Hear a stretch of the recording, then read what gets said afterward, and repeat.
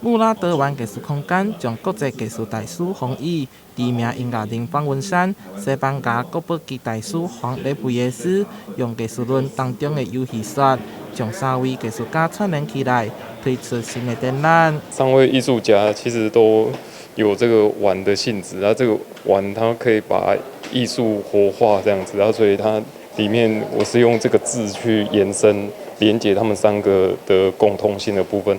艺术家黄雷布耶斯高龄90岁，今嘛也一直伫咧持续创作。为伊的访问当中，会当看到不同款的化学媒材。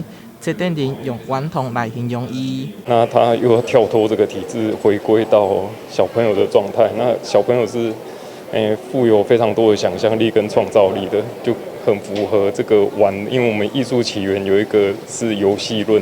就是从游戏去延展出艺术的这个论点。另外2位也非常有创意。黄奕老师具有立体的思维，将彩色的雕塑变成潮流红仔。方文山为文字跨界到艺术，选取多样的风格。在这次的展览当中，也有跟黄奕联名的创作作品。有幸跟洪毅兄有个联名款，因为我们有一个潮流品牌嘛，叫庞克猫嘛。那就是因为这边其实第一次来台南，那我觉得说，重点是把歌词脱离了音乐啦，然后看它有什么样的一个表情跟情绪嘛。那我们就把跟杰伦合作的青花瓷啊，变成一个潮流公仔，它就立体了嘛。